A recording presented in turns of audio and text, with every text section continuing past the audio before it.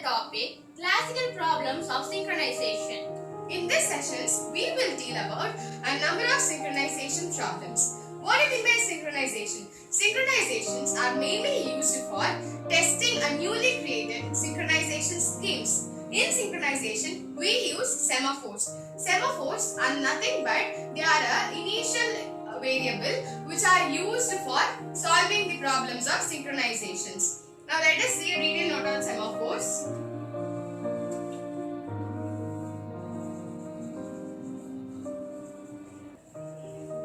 What is a semaphore? A semaphore is an integer variable that is apart from initializing can be accessed only by a standard atomic value. So it is accessed by a standard atomic value. The standard atomic values are weight and signal.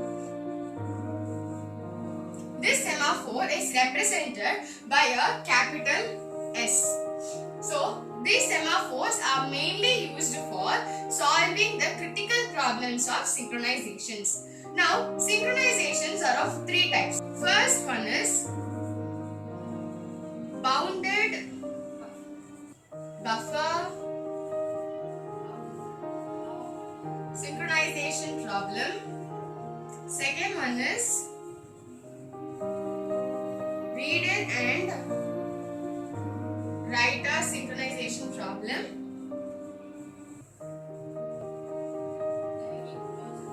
Dining philosophers synchronization problems. So these are the three classical problems of synchronization. Now let us see from one by one. Now first, what is a bounded synchronization problem? A bounded synchronization problem is referred as a buffer pool. It is mainly used for estimating the power capacity of the synchronizations, and here there are n number of synchronizations are in a buffer pool, and in buffer pool each buffer represent each item. Okay, now this in this bounded buffer synchronization there are three types of semaphores. As I have already said, semaphores are nothing but an integer variable. In this bounded buffer synchronization problem, there are three semaphores, and the first one is mutex semaphores, empty semaphores, and full semaphores. The mutex semaphore act as a mutually exclusive to the buffer so that the buffer can be easily accessed. And the second one is empty semaphore, which is the empty and the full semaphore are used to count the empty and the full buffers in the buffer pool. And the mutex semaphore, the initialization value is 1. And the empty semaphore's initialization value is n. And the full semaphore's initialization value is 0. So these are the three types of semaphores in a bounded buffer pool synchronization. So the second problem is reader-writer's problem.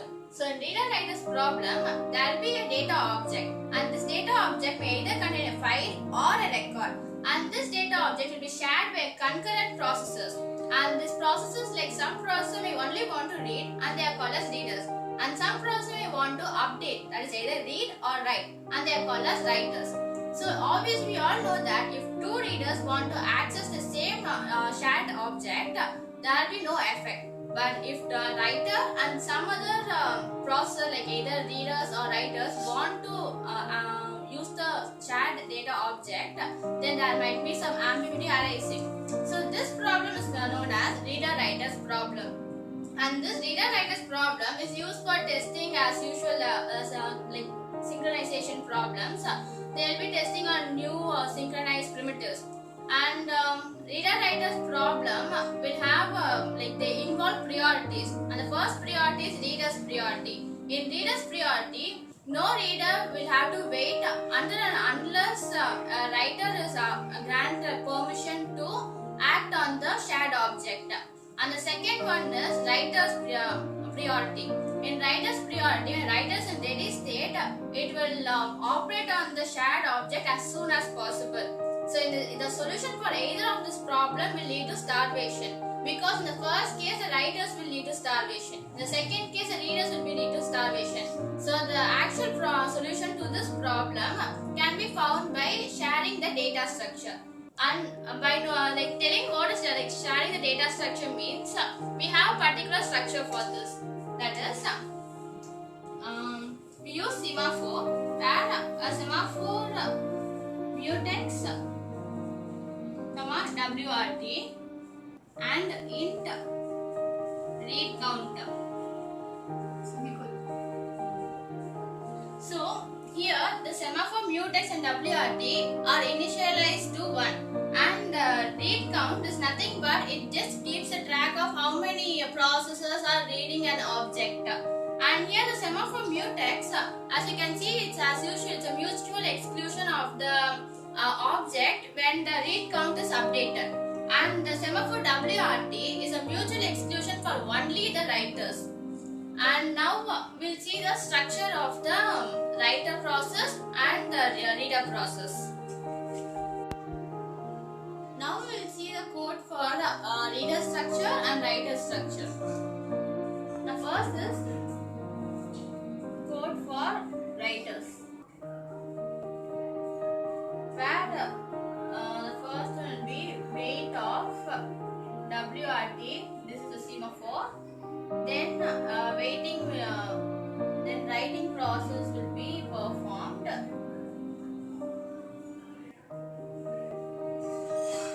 then we have signal of WRT. So this is the code for writers. Then we'll see the code for readers. So code for readers. For readers, the first one will be weight of mutex. It's a semaphore where it will be waiting. Then we have read count of count plus plus. So this read count plus plus will be like updating the number of processors that are reading the object. Then we have if read count equals to 1, then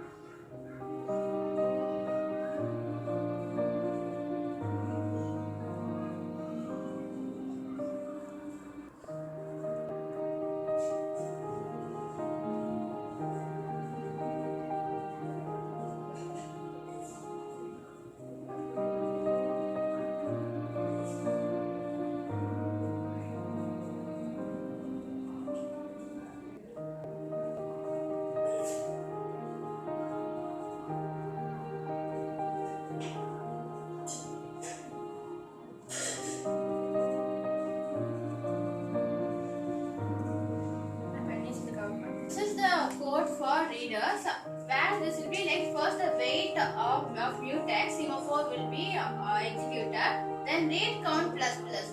This will be updating the number of processors that are reading the shared object. Then if read count equals to 1, then weight of WRT, the writer's mutual exclusion will be executed, then the signal of mutex semaphore, and then the reading is performed. After the reading operation gets over, we again have a semaphore weight of mutex. Then read count will be minus. It will be like it will be in a queue. One will be like reading, the other will be waiting in the process in a queue. Therefore, then we have a signal of WRT, then signal of mutex, the last semaphore. So this is the process for readers. So now we will see the third problem, that is dining philosopher's problem. Dining philosophers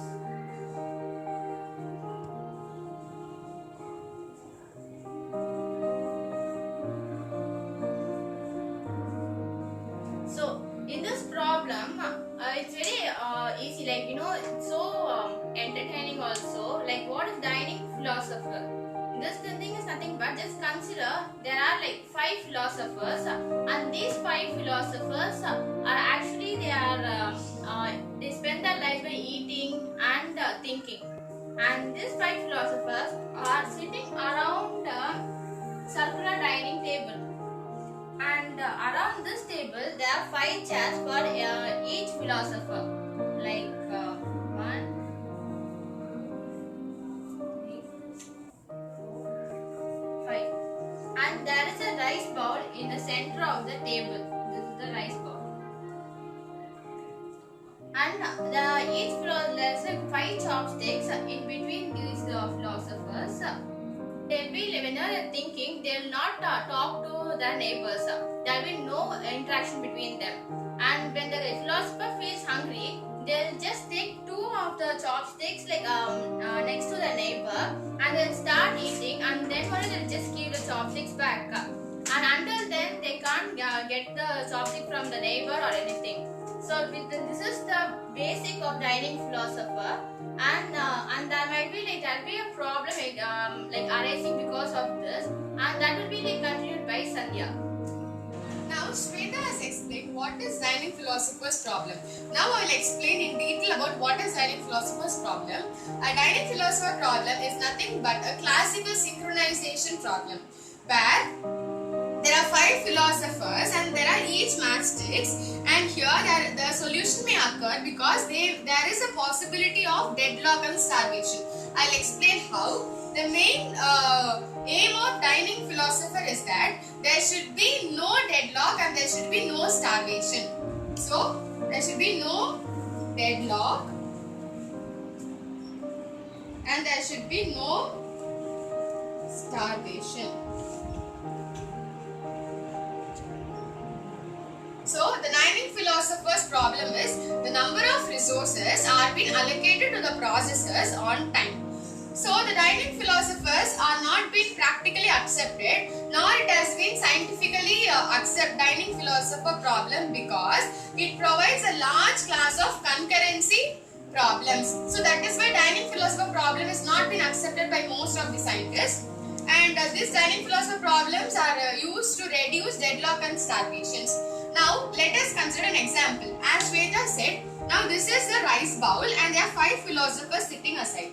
Now if a particular philosopher is hungry, he will take the chopstick and use it. Now on the same example, we will take each chopstick as a semaphore.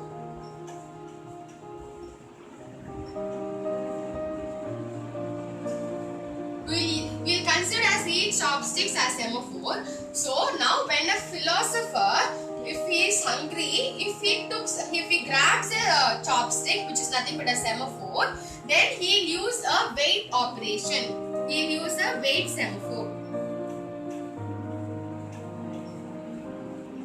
Now when the same philosopher releases the chopstick, he uses a signal semaphore.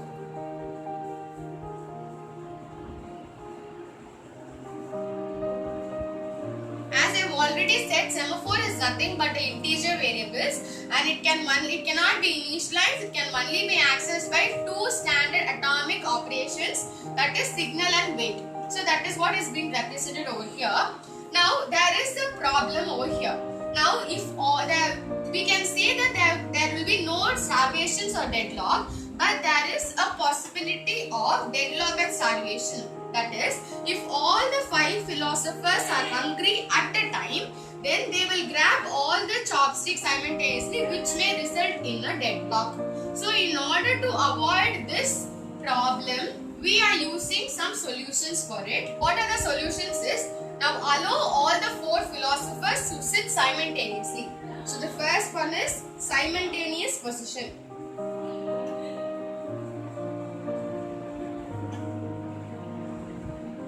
And the second one is, now we have to make a philosopher to take a chopstick only if both the chopsticks are available. So we have to, if only both the chopsticks are available.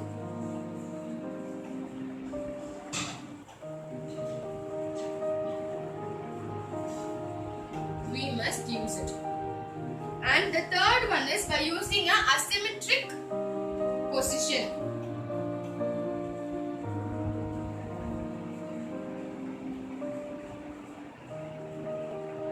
Asymmetric position is that it's like a odd or even. The philosophers were sitting in the even position. They have to grab the right chopstick first and then the left chopsticks. So in this way we can avoid deadlock and starvations, and the resource are being utilized by the processors very efficiently. And this is the dining philosopher's problems. Now I will explain the simple structure of the dining philosopher's problem. So the structure is two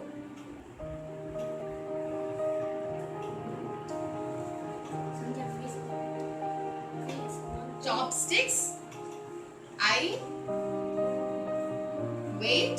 So this is the weight semaphores.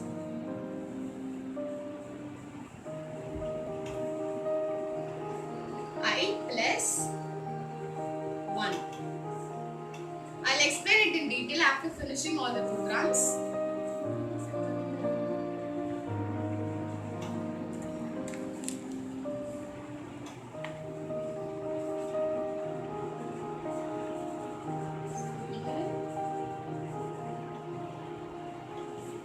Chopsticks.